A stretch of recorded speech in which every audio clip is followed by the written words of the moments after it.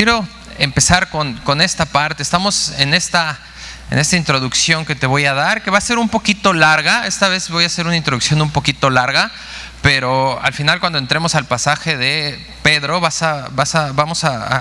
le pido al Señor que me lleve correctamente para que podamos ver la importancia de esa introducción, para la cual nos va a llevar a poder aplicar lo que Pedro nos habla correctamente, ¿vale? Entonces, estamos en esta última sección de Pedro. Y en esta carta, Pedro, además de aconsejarnos, nos quiere llevar un enfoque muy especial, muy específico. Nos lleva hacia actividades que tú y yo debemos tener, que son actividades piadosas, que son necesarias para poder producir y desarrollar una mente cristiana. Qué importante es tener una mente espiritual. Y este es el tema de hoy, de esta predicación: consejos para la mente cristiana.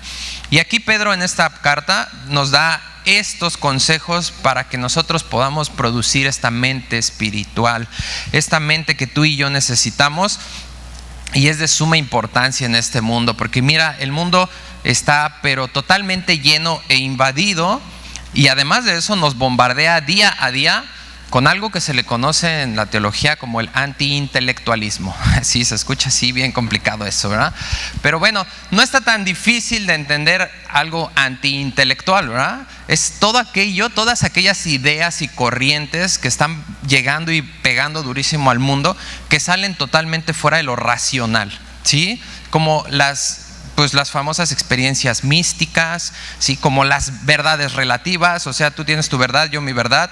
Si yo estoy parado aquí, pues yo veo hacia ti de forma diferente. Yo veo las sillas de frente, tú las estás viendo de espaldas. Entonces esa es tu verdad y acá está mi verdad.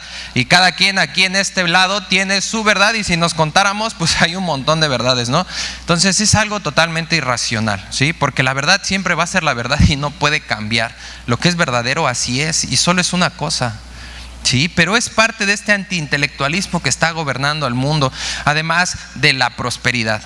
Es impresionante cómo el mundo a todas las edades, desde chiquitos hasta los más grandes, a todos nos quiere meter que la vida correctamente vivida es tener un buen trabajo, tener una familia, tener un buen seguro social o no social, si se puede privado, pues mucho mejor, andar en carro, tener ropa de marca, tener un iPhone, tener un montón de cosas materiales. Y eso es lo que el anti-irracionalismo nos está inculcando todos los días en la tierra. ¿Por qué eso sería algo irracional? ¿Por qué se sale de la razón si realmente no estaría mal, ¿no? Tener dinero y vivir tranquilo, si realmente no está mal. Dios no está en contra del dinero ni de que tú vivas una vida desahogada. Dios está en contra de que esa sea tu prioridad en la vida, ¿sí? Que tu objetivo de vivir en esta vida sea solamente para alcanzar eso, y ahí se acabó la vida. Y es tan claro que familias totalmente destruidas, padres totalmente ausentes, porque de día y de noche estamos trabajando para obtener esta vida próspera. Y aún dentro de la iglesia, hermanos, de forma sutil pero firme, se sigue metiendo esto. Se está metiendo durísimo esto dentro de la iglesia. Una de las principales fuentes, pues, el famoso evangelio de la prosperidad, ¿verdad? Y todos los carismáticos que se la pasan predicando que ven a Dios y para de sufrir, ¿no? O sea, y realmente está impactando en nuestra vida dentro del cristianismo. Y por eso es muy importante que estos consejos que Pedro nos va a dar, para que nuestra mente espiritual esté correctamente posicionada dentro de este mundo que va totalmente en contra de lo que nosotros creemos, ¿sí? Nosotros no podemos tener un enfoque así nada más superficial y descuidado de lo que dice la palabra de Dios. Tú y yo no podemos venir de forma descuidada. ¿Cómo sería una forma descuidada? Bueno, me siento todas las noches y abro Juan 1, ay, qué bonito, Juan 1 del 1, me aviento el capítulo 1, Señor, amén, qué padre estuvo esto. Esto no es un cuento, hermanos. Amigos que nos visitan, la Biblia no es literatura recreativa, no es literatura fabulosa, no es un cuento de hadas. La vida aquí está escrita. Es real lo que está en la Biblia. Y tu vida depende de que realmente pongas toda diligencia en leer este libro. No podemos nosotros descuidarnos de esta forma. Fíjate lo que dice el Salmo 32. Acompáñame ahí rápido al Salmo 32, versículos 8 y 9. Y aquí en los Salmos nos dice esto la palabra de Dios. Versículo 8: te haré entender y te enseñaré el camino en el que debes andar. Sobre ti fijaré mis ojos. No seas como el caballo o como el mulo. ¿Sin qué? Es un mandato esto, ¿eh? Esta no es una sugerencia del Señor. Dios aquí no te está diciendo, oye, mira, si quieres. No, esto es un mandato que Dios nos está dando. No seas sin entendimiento. Y nos pone algo hermosísimo en el versículo 8. Cuando Dios dice, sobre ti fijaré mis ojos, quiere decir que toda la atención de Dios está puesta en mí. Cuando tú fijas los ojos en tu hijo, que está ahí a la orilla de la barda o en un lugar peligroso, es porque toda tu atención está puesta en él, ¿verdad? Y no te vas a quedar nada más viendo, vas a ir y vas a accionar y vas a hacer lo que es bueno para tu hijo. Esa es la idea de sobre ti fijaré mis ojos. Entonces, esto es necesario para tu vida y para la mía, que podamos entender que Dios está al cuidado de nosotros, pero que somos nosotros los que estamos descritos en el versículo 9. Eso somos nosotros cuando repelemos, cuando nosotros decimos, no, Señor. Nos volvemos ignorantes, nos volvemos sin entendimiento, nos hacemos necios cuando yo rechazo. Y ¿sabes qué? Cuando yo hago eso, el único camino al que voy es a la ruina. Solamente voy a avanzar hacia la ruina por mi falta de conocimiento de Dios. ¿Sí? Uno de los versículos más claros es Oseas 4:6. Mi pueblo fue destruido, ¿por qué? Le faltó conocimiento. En Jeremías 4:22 también está escrito. La falta de conocimiento siempre nos va a traer ruina a nuestra vida. ¿Sí? Y es un conocimiento real de Dios lo que debemos nosotros tener. Dios realmente, hermanos y amigos que nos visitan, Dios realmente está preocupado por renovar nuestra mente. Es una preocupación real del Señor que renovemos nuestra mente, nuestro entendimiento, que nuestros pensamientos sean totalmente transformados. Es de suma importancia. Y además de esto, no solamente quiere que sean transformados, sino que quiere el Señor que los pongamos en uso, esos pensamientos renovados, que los usemos para venir a su palabra, para escudriñar su palabra y para entonces sí poder conocerle. Es necesario que esa mente renovada se ponga a trabajar. ¿Y por qué es tan grande la preocupación de Dios? Ahí en Colosenses 1:21, fíjate, vamos allá a Colosenses 1:21. Y aquí está escrito porque es que Dios se preocupa y quiere que nosotros nos ocupemos en que nuestra mente sea renovada. Colosenses 1:21 dice, y ustedes también que eran en otro tiempo extraños y enemigos, ¿en dónde? En su mente.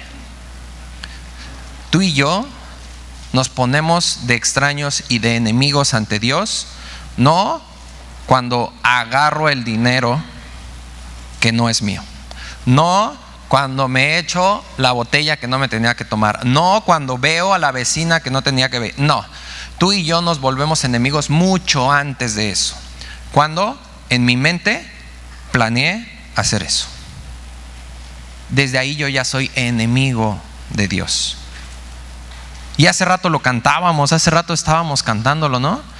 Yo elijo a Dios, ¿no? Yo prefiero a Dios como mi amigo. Entonces, es por eso y es sumamente crucial este consejo que Pedro nos va a dar acerca de la renovación de nuestra mente. Y la mente espiritual, hermanos que nos visitan, es muy peligroso creer que solamente debo entender y listo. Porque eso solamente va a impactar mi intelecto. La mente espiritual va mucho más allá de esto. Es entendimiento, sí, pero también es actitud, también es convicción y también, además de la convicción, es la manifestación a través de la motivación que me lleva a hacer todo eso.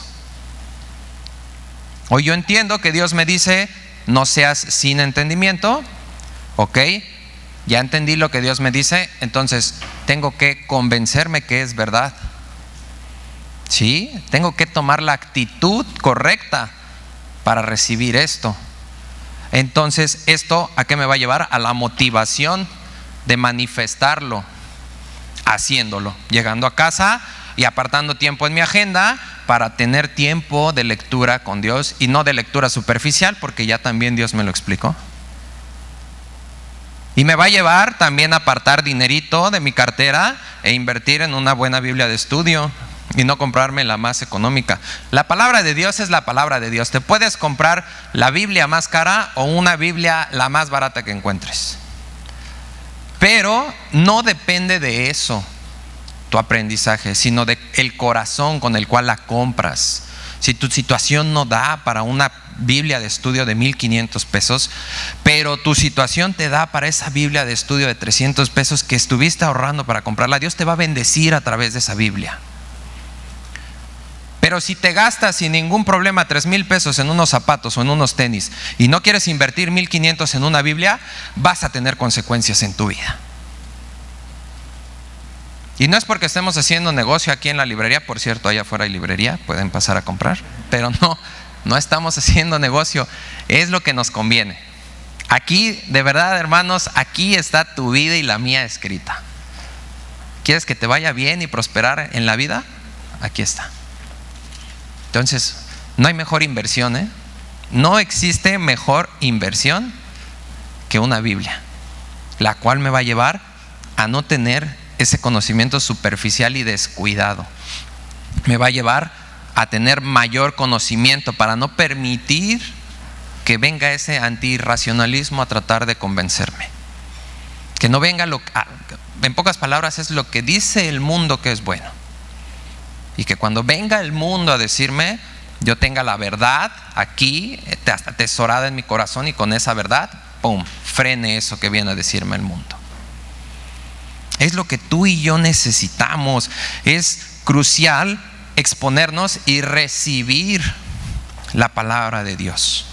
Cuando la Biblia habla de recibir, hermanos, habla de abrir, es la alusión que hace, es abrir la puerta de tu casa y recibir a alguien a que habite contigo. Eso es recibir. Y recibir la palabra de Dios es abrir la puerta de tu vida para que entre la palabra y habite contigo. Eso es lo que tú y yo tenemos que hacer. ¿Por qué? Porque en Proverbios se nos dice que tal cual es el pensamiento en su corazón, tal es él. Entonces tú eres lo que piensas realmente. Es verdad, no es psicología, es bíblico. Tú eres lo que piensas, ¿sí? Y entonces, con esto en mente, vamos a ver lo que nos dice Pedro en la primera carta, capítulo 5, versículo 5, que es el que vamos a leer hoy, teniendo aquí 2 mandamientos del apóstol para todo creyente.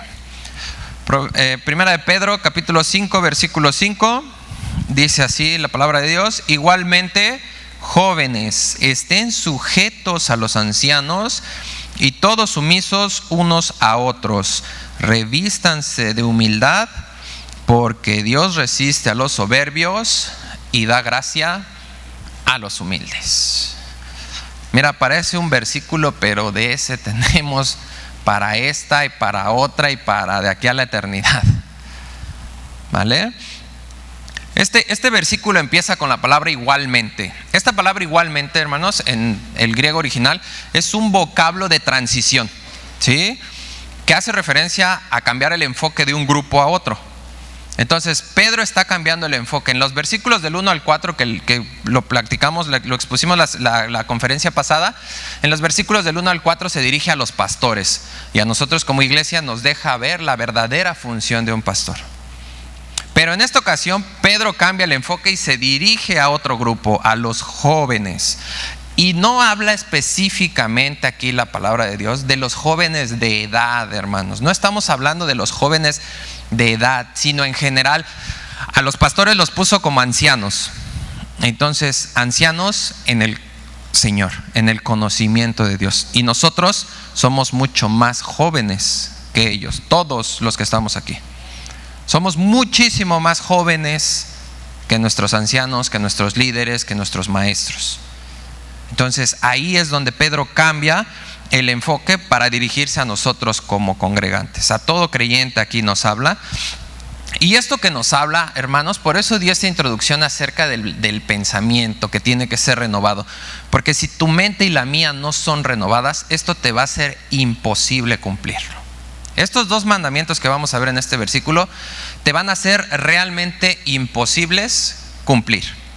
Si tú no tienes una mente que cambió, no lo vas a hacer. ¿Por qué? A lo mejor te estás preguntando, bueno, ¿por qué? Pues si no está tan difícil, ¿no? Y nada más dice que me someta. Bueno, porque Pedro regresa en este versículo a una enseñanza fundamental que debe ser una marca en tu vida y en la mía como cristiano, que es negarse a uno mismo.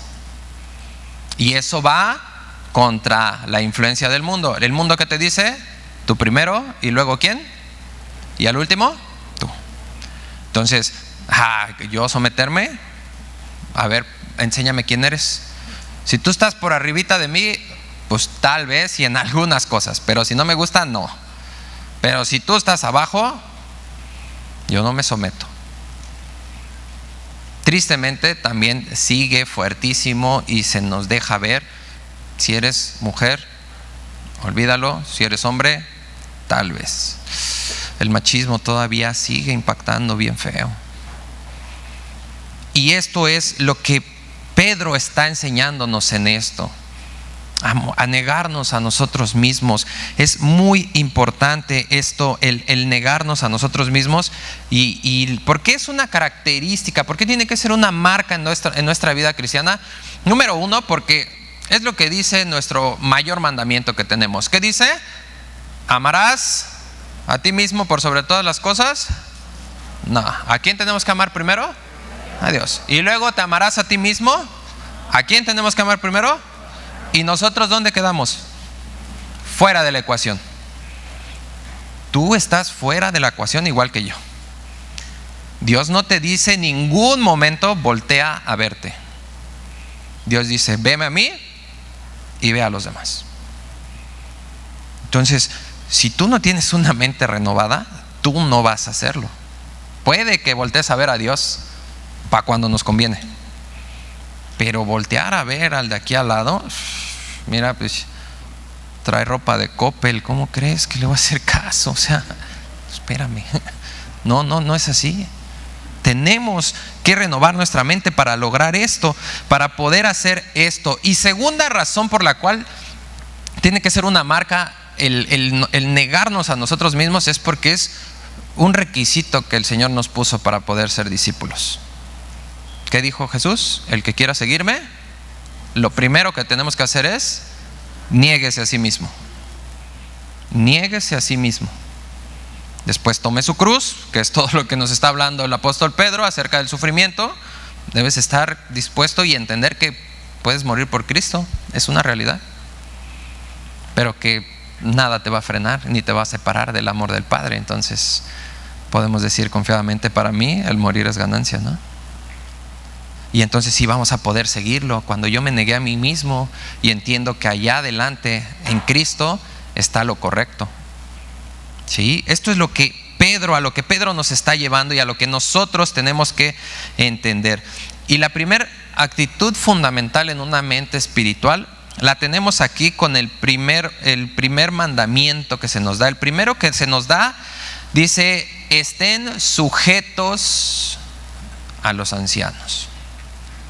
Es el primer mandamiento: estén sujetos. Debemos tú y yo estar sujetos. ¿Por qué es de suma importancia? Mira, vamos rápido ahí a Hebreos. El autor de Hebreos en el capítulo 13, versículo 17, nos va a ayudar a entender un poquito más esto.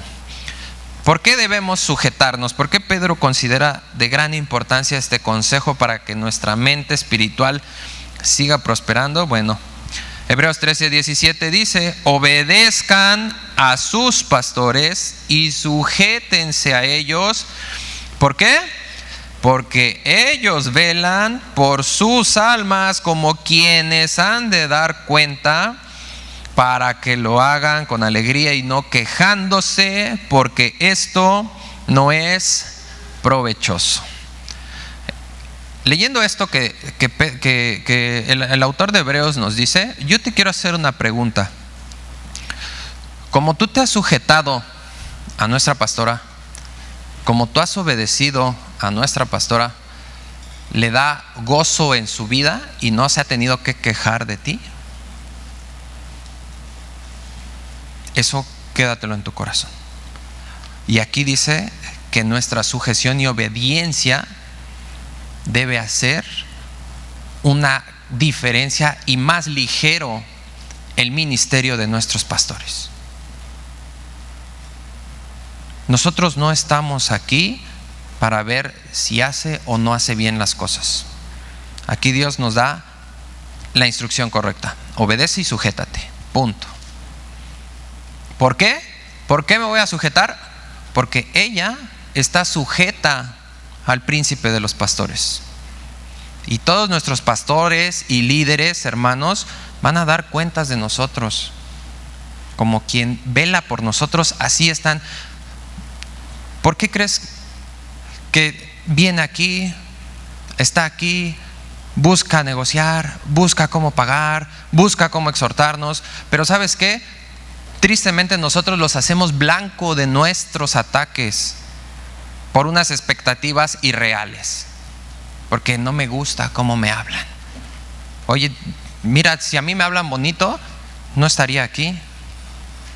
A mí el Señor me tuvo que quebrantar y partir en dos para que yo estuviera hoy aquí, por su misericordia, igual que a ti. A todos los que se nos habla bonito, terminamos abusando de ese cuidado, siempre. Y cuando se nos corrige por amor. Y si la pastora o un líder o quien sea que tengas por autoridad te ha dado un consejo o ha venido a corregirte, Dios dice obedece. Dios dice sujétate. Aquí Dios no dice que te va a gustar a ti, pero Dios sí te hace una promesa: al que ama a Dios, todas las cosas que le ayudan para bien. Y Dios nos está comparando con nuestras autoridades, ¿como qué? Como jóvenes.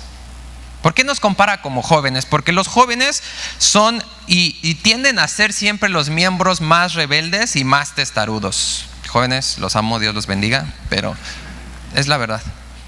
¿Por qué? Porque en la juventud el cerebro está en un proceso de maduración, el cual tiene un desorden total. Todos los lóbulos del cerebro están en una alteración terrible, tratando de tomar una forma, tratando de madurar y de llegar y definir, hacer algo.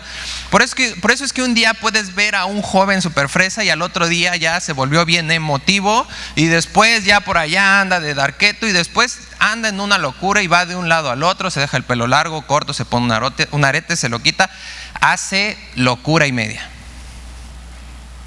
Y ¿sabes qué? Nosotros dentro de nuestra vida espiritual también estamos comparados con ese desarrollo, desde recién nacidos hasta adultos o maduros espirituales. Entonces, se me fue ahorita la palabra, pero bueno, en ese rango y en esa separación que el apóstol hace, estamos viviendo exactamente lo que pasa hoy con los jóvenes.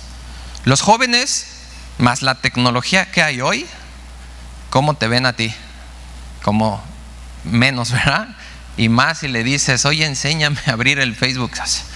O sea, ¿qué onda? ¿No sabes de TikTok? Y se creen, pero 10 kilómetros arriba de nosotros, ¿no? Porque no sabemos usar una red social, porque no conocemos de un meme, porque dicen un término y tú, ¿qué? O sea, ¿qué onda? Y sienten que... Y eso pasa con nosotros en nuestra vida espiritual. Empezamos a conocer un poquito más de la Biblia y ya creemos que podemos estar así con el dedo, ¿verdad? Mira, no, eso no es bíblico. No, que se arrepienta. Voy a orar por la pastora porque eso no es bíblico. No, espérame, ora para que Dios la bendiga. y principalmente de ti. Es lo que pasa en nuestro proceso de crecimiento espiritual, hermanos, que igual que lo que pasa realmente en la juventud hoy en día que lo estamos viviendo, así nos pasa. Y cada vez se nos abre más el entendimiento. Dios cada vez nos ilumina más porque el tiempo se está acabando y cada vez hay más revelación de la Biblia y cada vez hay más entendimiento y cada vez Dios levanta más rápido a personas porque se acaba el tiempo. Y porque tenemos ya un poquito más de entendimiento, ya nos ponemos a juzgar y a creer que vamos a poder más que aquel que Dios instituyó divinamente como pastor dentro de la institución más importante del mundo, que es la iglesia. Y yo no nada más, cuando yo hago esto, yo no nada más me pongo en contra de mi pastora, sino también me pongo en contra de Dios y le quiero enseñar a Dios cómo bailar el trompo. Nosotros no podemos ponernos en ese lugar. Es por eso que el primer mandamiento que Pedro nos da es sométanse, hupotazo, la palabra en griego, con H, hupotazo. Y eso significa someterse uno mismo, estar sujeto uno mismo. Habla de una sumisión voluntaria. Tu voluntad tiene que quebrarse para sujetarse a tu autoridad, a nuestro liderazgo que tenemos. Y entonces, otra vez regresamos acá.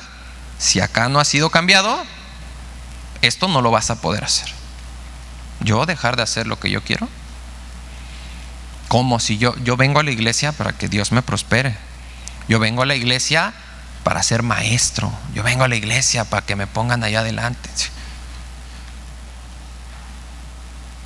Esto es a lo que Pedro nos está llamando. Es un llamado a hacer un lado nuestro orgullo personal, nuestra propia recomendación y nuestra creencia de que nosotros somos Juan Camaney, ¿no? Es hacer a un lado el orgullo, hermanos, y ponernos voluntaria y respetuosamente por debajo de lo que nuestra pastora aquí en esta iglesia nos dice.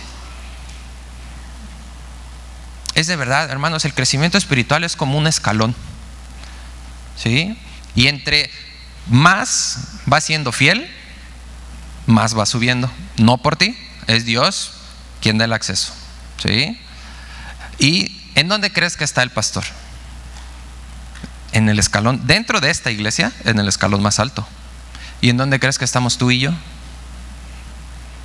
Por acá, ¿verdad? ¿Quién tiene más visión? ¿Quién está más cerca de Dios? Si lo vemos así. ¿A quién representa nuestro pastor en la iglesia? A Cristo y su autoridad. Entonces nosotros no podemos creer que tenemos un mejor pensamiento. Nosotros no podemos venir a buscar a nuestra autoridad para someternos, pero esperando un trato como yo creo que merezco. Tú y yo lo único que merecíamos era el infierno. Y que vengan y que nos exhorten y nos jalen una orejita, creo que vale mucho más que irnos al infierno en este momento, ¿no? Además de que es necesario en tu vida y en la mía. Entonces, esto es lo que nosotros tenemos que hacer, ¿sí? Pero ¿qué hacemos nosotros? ¿Honramos a nuestros pastores? ¿Honramos a nuestra pastora? ¿O buscamos nada más su error? ¿A qué venimos? ¿Sí? Vamos a ver lo que nos dice 1 Timoteo capítulo 5, versículo 17, y aquí el apóstol Pablo ahora sí nos habla también acerca de nuestros líderes. Dice 1 Timoteo 5, 17: los ancianos que gobiernan bien sean tenidos por dignos de doble honor, mayormente los que trabajan en predicar y enseñar. Mis hermanos, todo aquel que gobierna bien es porque tiene una fidelidad muy grande, y la fidelidad es algo que se debe apreciar y respaldar. Y la verdad es que tenemos una pastora que es fiel. Es fiel, hermanos. Aquí está, sin importar nada, aquí sigue. Y nosotros apreciamos y respaldamos eso. Lo que hago bendice, incluyendo la situación que estamos viviendo ahorita, que hoy se nos recuerda en los anuncios. Los diezmos. Todo lo que aporto bendice. Porque también esa parte es muy importante, y esto es bien importante, se ha dicho muchas veces aquí, no es porque aquí vengamos a pedirte dinero, no, nosotros no te estamos pidiendo dinero, nosotros te estamos enseñando lo que dice la Biblia. Y la Biblia aquí habla también, además de que nos llama, tenemos un llamado que es una responsabilidad muy grande ante Dios, de ser generosos y dar. Tenemos que dar, no es si quieres o no, Dios dice da, como propuso en tu corazón, pero dice da. Además de eso, aquí habla de honrar a nuestros pastores, tenerlos en doble honra. Aquí específicamente en el contexto de la carta a Timoteo, Pablo hablaba y se refería exactamente a todo el beneficio material hacia todos aquellos ancianos que se dedicaban a la iglesia. Y no te estamos pidiendo que traigas todos tus bienes materiales, no, sino que honres, que lo que vas a traer va a bendecir a la pastora, va a estar gozosa en este liderazgo, no va a estar quejándose. Y cuando en Hebreos, el autor de Hebreos dice quejándose, no dice, ay Señor, ya ayúdame con Carlos, porque de veras que cómo da lata, no. Es cuando la pastora viene y dice, Señor, no hay para pagar la renta, no sé qué voy a hacer. Esa es clamor de la pastora hacia Dios, pero es una queja contra nosotros. ¿Y sabes qué? Nos conviene a todos estar bien. Nos conviene a todos hacerle bien a la pastora. Que su cargo, que su ministerio que está llevando, le sea gozoso, le sea más llevadero, y que nosotros mismos como iglesia no seamos estorbo, no seamos obstáculo, no estemos siendo ese dolor en el pie que no la deja avanzar. El ejemplo lo tenemos con Moisés. Un montón de veces el pueblo se volteó contra Moisés. ¿Y qué hizo un montón de veces Dios contra el pueblo? La ira de Dios venía contra el pueblo. Y es lo mismo que pasa con nosotros. Es nuestra autoridad, es representante de Cristo aquí ante nosotros. Todo líder, todo pastor que está enfrente de nosotros, eso es lo que representa, hermanos. Y amigos que nos visitan, ese jefe que no te gusta, chavos, ese maestro que te cae gordo, es una autoridad que Dios te puso y también tienes que respetarlo para que te vaya bien. Es necesario que nosotros hagamos esto, es de suma importancia que nosotros entendamos esto. ¿Por qué? Porque quiero recordarte algo de la predicación pasada, Jeremías 3:15. Acompáñame allá, Jeremías capítulo 3, versículo 15. Y quiero que recordemos esto que dice el Señor acerca de los pastores. Dice, y les daré pastores según mi corazón, que los apacienten con ciencia y con inteligencia. Esos son los dones que le da Dios a los pastores. ¿Pero quién los establece? Dios, ¿conforme a qué? Su corazón. Y en Efesios 4:11 también lo tenemos. Vamos a Efesios 4, versículo 11. Y fíjate lo que nos dice en el Nuevo Testamento. Y él mismo, hablando de Cristo, y él mismo constituyó a unos apóstoles, a otros profetas, y a otros evangelistas, y a otros pastores y maestros. Estos dos versículos juntos, primero lo que quiero resaltar es que nos muestra la deidad de Cristo. Jeremías está hablando Jehová, Efesios es el mismo Cristo, entonces Jehová, Cristo, es la unión, es la misma deidad. Jesús es Dios, ¿ok? Él es el que establece los pastores y maestros. ¿Por qué los establece? Porque en Isaías 55 del 8 al 9 nos dice claramente la palabra de Dios que sus pensamientos no son los míos, sus caminos no son los míos, y así como es la diferencia entre el cielo y la tierra, así es la diferencia entre Dios y nosotros. Entonces nosotros no tenemos un plan mejor. Nosotros no tenemos que escoger a nadie. Nosotros tenemos que sujetarnos al que Dios pone, porque es bueno para tu vida y para la mía. Y lo tenemos que hacer. El jefe que tienes es bueno para tu vida.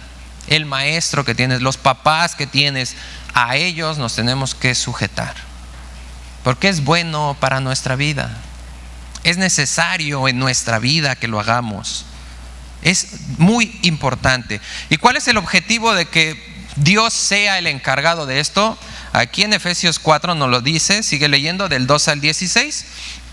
¿Para qué Dios establece pastores y maestros? A fin de perfeccionar a los santos para la obra del ministerio, para la edificación del cuerpo de Cristo, hasta que todos lleguemos a la unidad de la fe y del conocimiento del Hijo de Dios, un varón perfecto, a la medida de la estatura de la plenitud de Cristo, para que ya no seamos niños fluctuantes, llevados por doquiera de todo viento de doctrina, por estratagema de hombres que para engañar emplean con astucia las artimañas del error, sino que siguiendo la verdad en amor, crezcamos en todo en aquel que es la cabeza, esto es Cristo, de quien todo el cuerpo bien concretado y unido entre sí por todas las coyunturas que se ayudan mutuamente según la actividad propia de cada miembro, recibe su crecimiento para ir edificándose en amor. Hermanos, el proceso de crecimiento espiritual no va a florecer y a fructificar en tu vida si tú no tienes una actitud de sumisión. Si tú no te sometes, tú no vas a crecer y vas a florecer y vas a dar fruto espiritualmente. Ese es el propósito de Dios. Dios te pone al que te pone porque lo necesitas para crecer, porque te está mostrando lo que hay en tu corazón, que hay inconformidad, que todavía hay dudas, que todavía hay incredulidad incluso dentro de Dios, porque se te ha dicho que está establecido por Dios y aún así yo me opongo a Dios mismo, oponiéndome a mis líderes. Es por eso que Dios nos llama a esto. ¿Y para qué? Ahí lo decíamos, lo veíamos en el versículo, porque esto es de lo que más nos quiere cuidar el Señor. Versículo 14, para que ya no seamos niños fluctuantes, llevados por doquiera de todo viento de doctrina. Para que no vengan y te digan, es que el pastor se clava el dinero. Y tú, ay, sí es cierto. Es que una mujer no debe ser pastora. Ay, sí es cierto. Al final del versículo 14 lo dice, ¿son artimañas de qué? Del error. Del error, porque queremos sacar a Dios del lugar que le corresponde a Dios. Es un Dios todopoderoso, es un Dios soberano que Él hace como quiere, cuando quiere y donde quiere. Porque es Dios, ¿y quién le dirá que no? Y nosotros tenemos que someternos a esto. Pero nuestra mente tiene que cambiar para realmente creer que tengo que hacer esto. Es importante que lo hagamos, que nosotros tengamos esta actitud, la cual nos va a llevar de la mano, porque va ligado, hermanos, esta actitud va ligada al segundo mandamiento que tenemos de Pedro en el capítulo 5, versículo 5. Si regresas al pasaje base que estamos estudiando, después de que nos pide que estemos sujetos, dice el segundo mandamiento, revístanse de humildad. Ese es el segundo mandamiento que Pedro nos da. Revístete de humildad. Esta palabra revístanse en griego es enkombomai, con K y con doble O al final, enkombomai, ¿sí? Y significa revestirse uno mismo. Otra vez Dios voltea a someternos nosotros. Ahora ya entendiste que la actitud es sométete. Bueno, entonces revístete de esto, ¿sí? Y esta palabra enkombomai hacía referencia a dos alusiones. Número uno era al esclavo cuando tomaba su delantal para amarrárselo, porque parte de revestirse lleva la idea de atar algo con un nudo bien apretado al cuerpo. Entonces el esclavo lo que hacía era que tomaba su delantal, se lo ataba para no ensuciar su ropa y empezar a hacer sus labores. ¿Por qué se ponía delantal? Porque el esclavo hacía las labores más fresas. No, el esclavo hacía las labores más bajas y se iba a ensuciar, se iba a enlodar, iba a agarrar desechos, iba a agarrar todo lo más bajo que había. Y entonces así es como tú te tienes que poner la humildad, con un nudo bien apretado, listo para hacer cualquier función que se te pida. Esa es la primera alusión. Y la segunda alusión de enkombomai era una túnica larga muy parecida a la estola, pero no la estola que usan los sacerdotes hoy actualmente, no.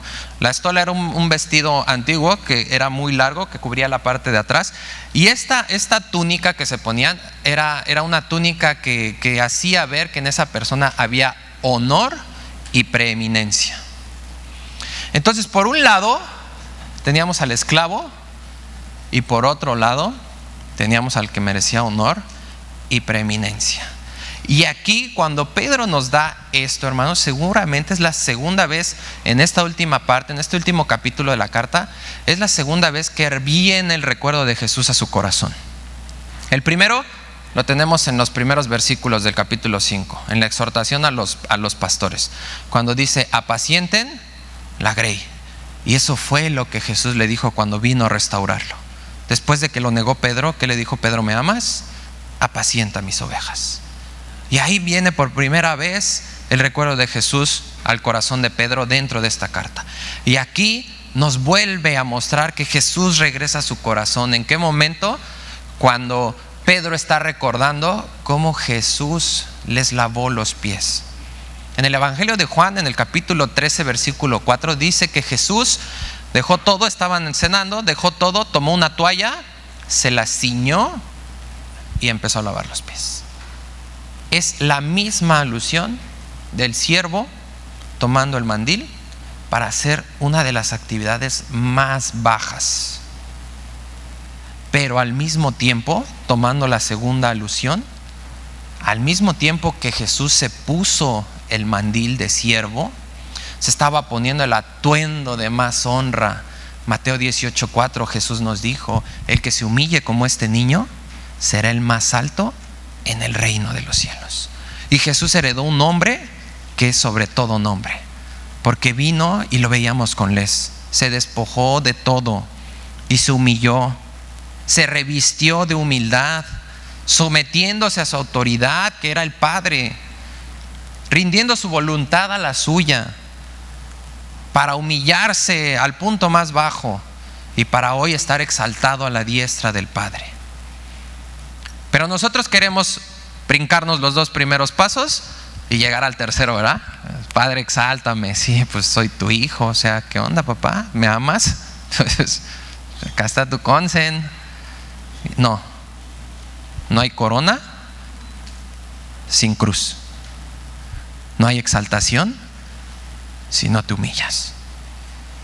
Tenemos nosotros que revestirnos de esta humildad. ¿Y qué es la humildad? ¿Cuál es la humildad a la cual hace referencia aquí Pedro? Es a una mentalidad que tú y yo debemos tener mansa. A una mentalidad mansa que nos va a llevar a una actitud verdadera de entender que no somos demasiado dignos como para venir a humillarnos y servir, como para venir y someterme a la pastora. ¿Por qué? ¿Por qué me voy a someter a aquel líder que me dice que me... ¿Por qué me voy a someter al edecán que me dice que me sienta allá? ¿Por qué me voy a someter? ¿Por qué? Esta humildad, esta mentalidad que debe crearse en nuestra mente es la que me va a llevar a no sentirme que soy de la alta alcurnia y que a mí deberían aplaudirme y servirme. No, me va a llevar a entender que yo soy el que tengo que estar abajo de ellos, porque ellos son mayores que yo mismo. Esto es lo que Dios quiere que nos pongamos, que nos revistamos de esta humildad, porque ¿sabes qué? La humildad es un requisito para servir, y el servir es la práctica de la humildad. ¿Sí?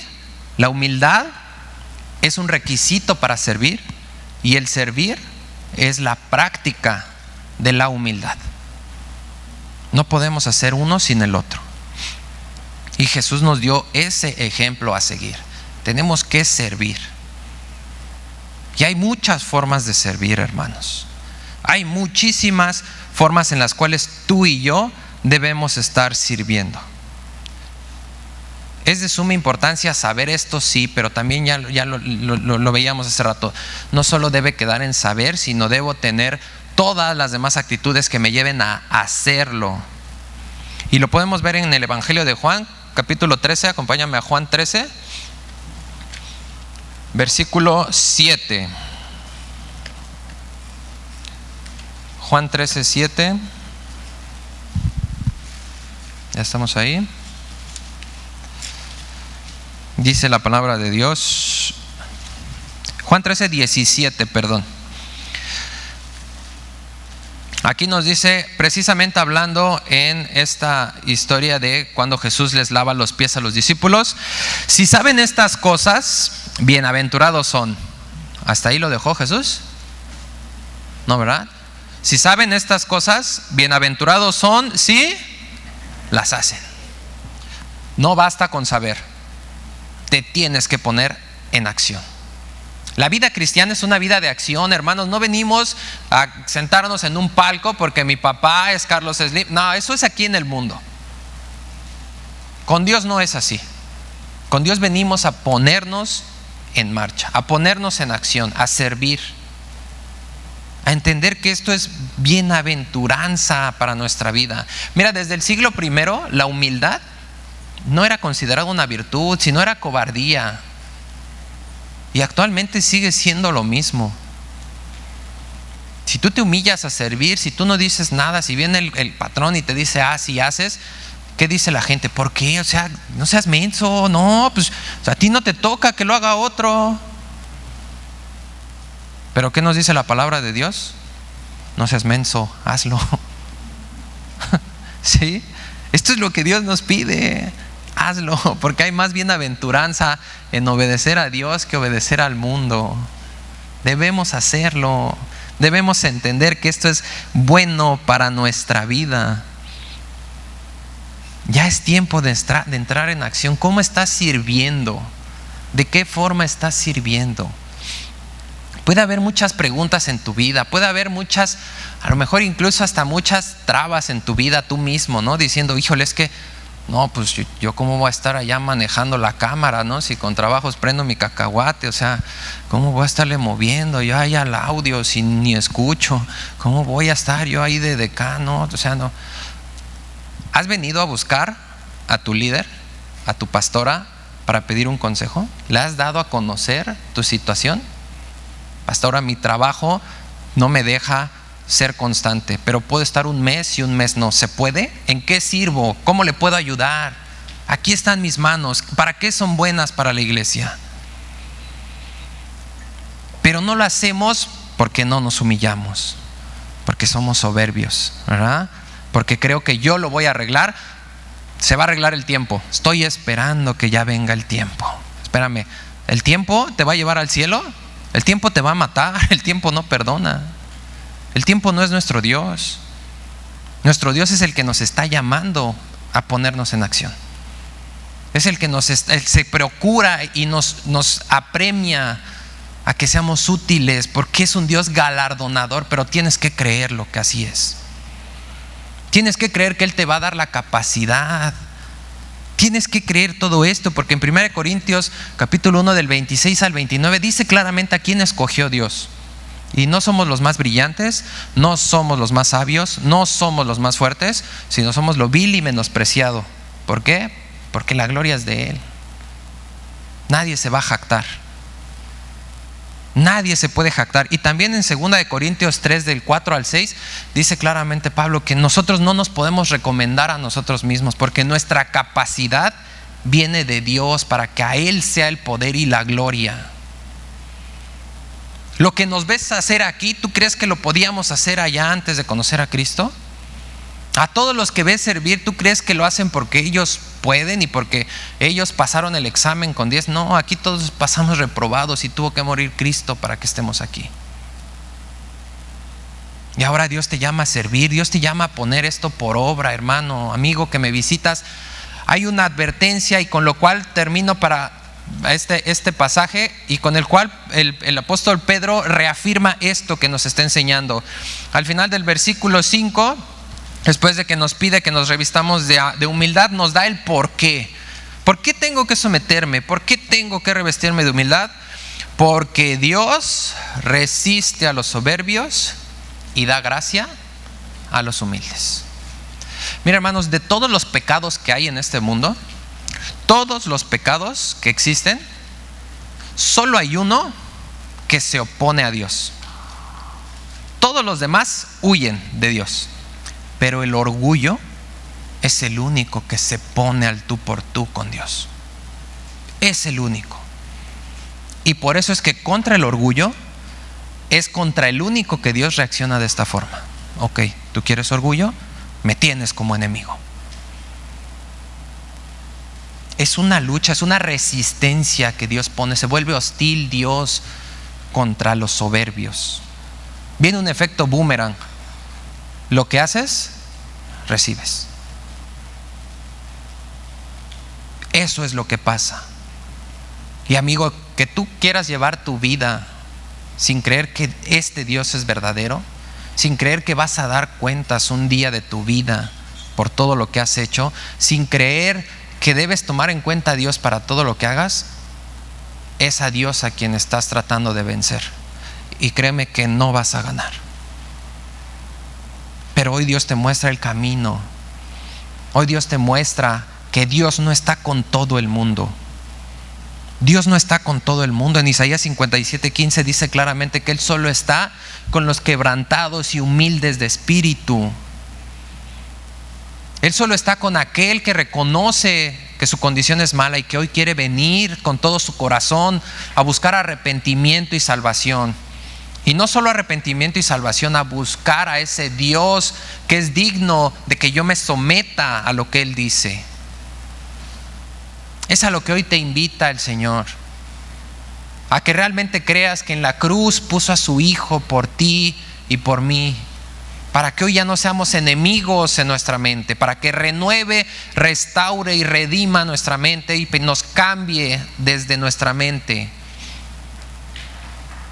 Y tú y yo necesitamos estos pensamientos dentro de nuestra mente, porque son los que van a conformar y van a transformar nuestra conducta y nuestro ser a la imagen de su Hijo. Y hoy Dios abre esta puerta. Hoy Dios te da esta oportunidad. Y hermanos, a nosotros nos llama a sujetarnos, a someternos a la autoridad que es Él. Y aquí hay un representante y es nuestra pastora. Entonces, no tengamos corazón duro, tengamos oídos para oír y para poner por obra esto, y que sea el Señor el que siga bendiciendo a nuestra pastora y nosotros seamos salpicados y sobreabundados de la bendición que le da a nuestra pastora. Vamos a orar. Padre bendito, gracias Señor, te damos muchísimas gracias por esta enseñanza tan hermosa.